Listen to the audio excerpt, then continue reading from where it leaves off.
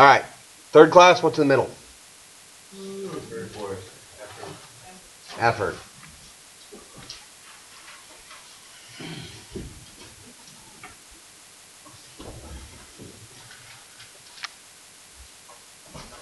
Your arms and legs are examples. Third class levers.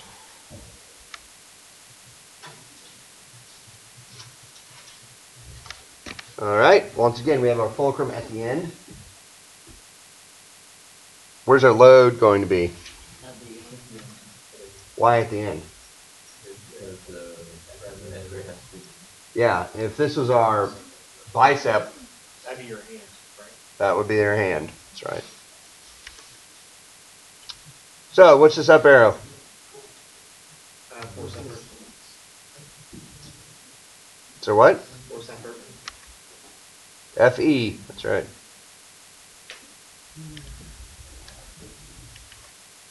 What about this up arrow? Force resistance. Or FR?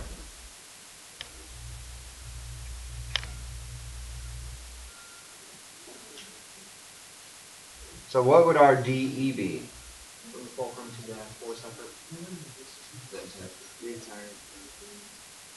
Our DE? Would be from the fulcrum to the effort force.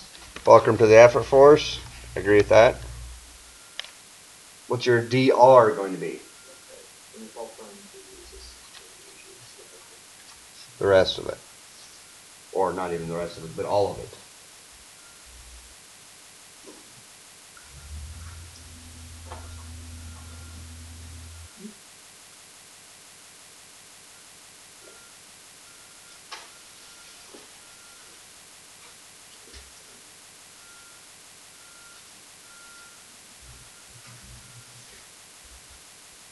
You guys remember your numbers for the active expression? Yeah. The clickers.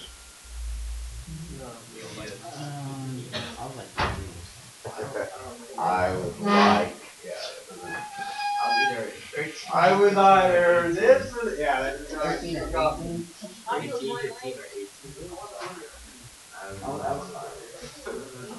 I remember Joel was 8. Oh yeah, Joel was 8.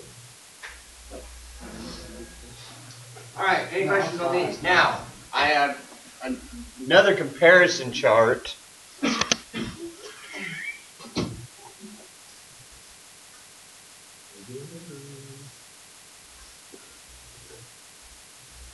Which compares our three classes.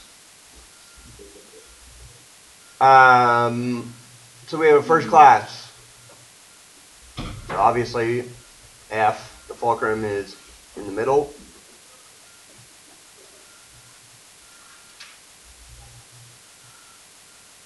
Also, the effort moves further than the resistance, right? Because you want this side of your lever to be longer. And it multiplies your effort force and changes its direction. Okay? That make sense? So it multiplies the amount that you put in, kind of like a stone, right? You're moving a 440-pound stone with only 60 pounds. And the direction changes. You're pushing down here, it's going out. So let's look at the second class. The load is in the middle.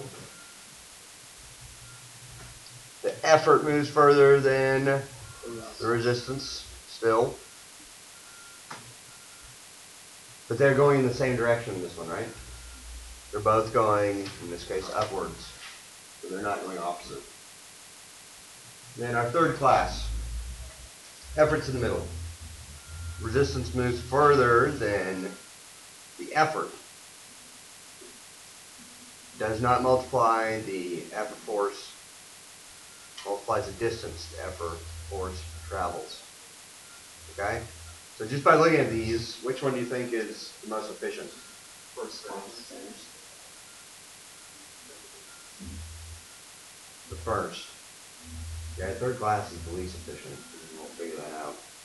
Or we're going to be testing it out. How do you do that? Those class? Think of it as a bicep. Think of the muscles. The bicep Okay, muscles are up okay, here, but okay. the load is here. So Hey, what are you doing? I'm sorry, sir. What do you mean? Like, how would you have the effort right next to the fulcrum? Like, how would you lift it up or whatever? We'll be doing that in the lab. Alright. But as was trying to be explained, your bicep, if you're thinking where your bicep attaches to your bone, right, it's real close to the elbow. Where your hand is all the way down here. Joel? What's the fulcrum in your arm? Yep. Like how much? All right.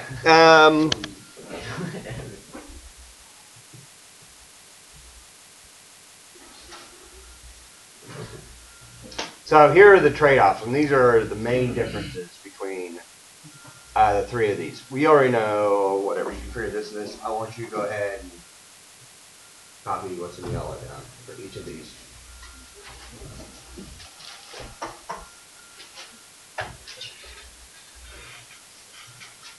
Okay, so these are basically the pros and the cons, okay, for each of these.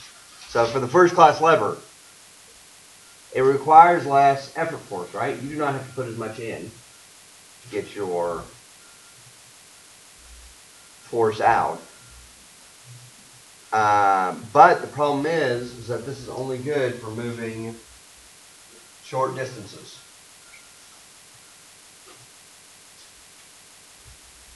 Because at some point it becomes unfeasible because your lever is going to end up being really, really, really long. Okay. For the second class, it requires more effort than, say, the first class, but the trade-off is that you're going to be able to move it further distance. So you're going to have to put in a little bit more effort. However, if you're going to try to move something a further distance than you can with class 1, then it's worth it.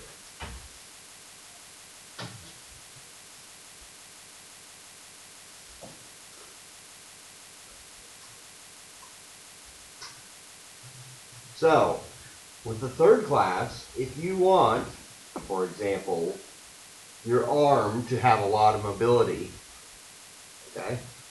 If you think about it, your arms and legs, you have a lot of range of motion. If motion is, and that length of movement and range of motion is what is your priority, then your third class is best. However, you trade off a lot of the effort force being multiplied. Okay? So it takes more effort.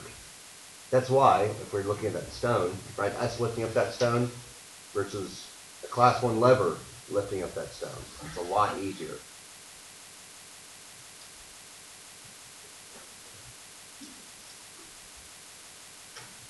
So depending on which lever, it depends on what you want to do. Okay? What is your goal? Is it range of motion that you're looking for, or is it sheer effort being applied?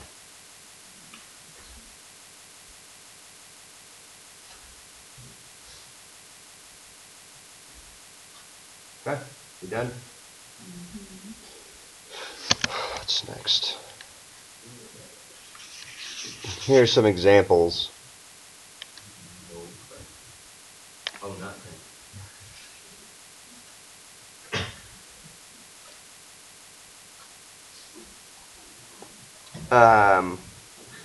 There's some examples. Let's see if we can't get these expressions going.